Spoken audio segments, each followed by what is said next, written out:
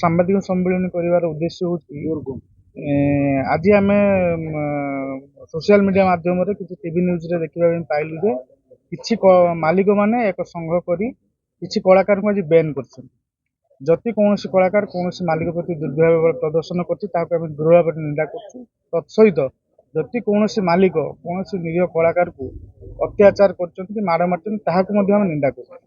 କିନ୍ତୁ ଯେହେତୁ ସେ ଓନର ଆସୋସିଏସନ କି ମାଲିକଙ୍କ ୟୁନିୟନରେ ଆମକୁ କୌଣସି ପ୍ରକାର ଖବର ଆସିନଥିଲା କି ଆମକୁ ଡାକରା ଆସିନଥିଲା, ଆମେ ରାଜନନ୍ଦିନୀ ପରିବାର ସେ ଓନର ଆସୋସିଏସନରେ ଆମେ ନାହୁଁ। ତେଣୁକରି ଆମର ଏହା ରହିବ ଯେ ସମସ୍ତ କଳାକାରଙ୍କୁ ଆମେ ୱେଲକମ୍ ସ୍ୱାଗତ କରୁଛୁ ଆମ ଅନୁଷ୍ଠାନକୁ। ଏତିକି ଆମର କଥା ରହିବ। ତ ଆପଣ କାହିଁକି ଡକାଗଲାନି ବୋଲି ଭାବୁଛନ୍ତି? ମୁଁ ଭାବୁଛି ଦୁଇଟା କଥା।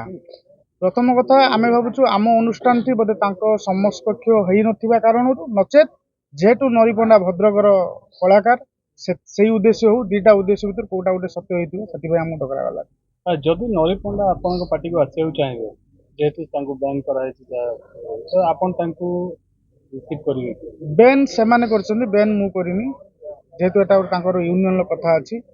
ପ୍ରଥମ କଥା, ନରିପଣ୍ଡା ଯଦି କିଛି ଭୁଲ କରିଥାଏ, ମାଲିକ ମଧ୍ୟ ଯେଉଁ ଦୁର୍ବ୍ୟବହାର ଦେଖେଇଛି, ବର୍ତ୍ତମାନ ପୋଲିସ ତାର ଅନୁସନ୍ଧାନ କରୁଛି। ଅନୁସନ୍ଧାନର କ'ଣ ରିପୋର୍ଟ ବାହାରିବ ତାପରେ ଆମେ ସ୍ୱାଗତ କରିବୁ। ନରିପଣ୍ଡାକୁ ଆପଣ ପାର୍ଟିରେ ରଖିବେ? ନିହାତି ସ୍ୱାଗତ କରିବୁ ଆମେ। ଏହା କି ଆଜି ନିରୀହ କଳାକାର ମାନେ ବଳି ପଡ଼ି ଯାଉଛନ୍ତି, ମାଡ଼ ଖାଉଛନ୍ତି। ଆଗାମୀ ଦିନରେ ଆହୁରି ଘଟଣା ବହୁତ ଆଗକୁ ଯିବ। ବହୁତ କଳାକାର ମାଡ଼ ଖାଇବେ, ହଣା ଖାଇବେ, ଗୁଳି ଖାଇବେ। ତାର କାରଣ ହେଉଛି ମାଲିକଙ୍କ ଭିତରେ ଯେଉଁ ସଂଘର୍ଷ ଚାଲିଛି। ସେଥିପାଇଁ ଛୋଟ ଛୋଟ କଳାକାର ମାନେ ବଳି ପଡ଼ି ଯାଉଛନ୍ତି। ତାକୁ ସଚେତନ କରିବା ପାଇଁ। ଦ୍ୱିତୀୟ କଥା, ଆଜି ଯେଉଁ ଘଟଣାଟି ଘଟିଲା, ମାଲିକମାନେ ଆମକୁ ନ ଡାକି ଗୋଟେ ନିଷ୍ପତ୍ତି ନେଇଯିବା, ତାର ଦୃଢ଼ ଆମେ ପ୍ରତିବାଦ କରୁଛୁ। ତ କ'ଣ କଳାକାର ବି ଅଛନ୍ତି ପାର୍ଟିରୁ ଅଧିକ ପଇସା ନେଇଯାଉଛନ୍ତି, ତାପରେ ସେ ପାର୍ଟିକି ଯାଉନାହାନ୍ତି। ଆପଣଙ୍କ କ୍ଷେତ୍ରରେ ବି ସେଭଳିଆ କିଛି ହେଇଛି? ନିହାତି ଆମ କ୍ଷେତ୍ରରେ ହେଇନି, ସେଇ କଥା ମୁଁ କହିବା ପାଇଁ ଚାହୁଁଛି। ଗୋଟେ କଳାକାର ଗୋଟେ ପାର୍ଟି ପାଖରୁ 10 ଲକ୍ଷ ନେଇ ପୁଣି ତାକୁ ଅଧିକା ପଇସା ଡିମାଣ୍ଡ କରିବାର ମୁଖ୍ୟ କାରଣ ହେଉଛି ଆଉ ଜଣେ ମାଲିକ।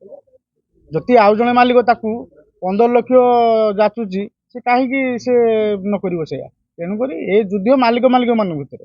କଳାକାରଟି ମୋହରା ସାଜୁଛି, ମାଡ଼ ଖାଉଛି, ଆଉ ୟା ଛଡ଼ା କିଛି ନାହିଁ।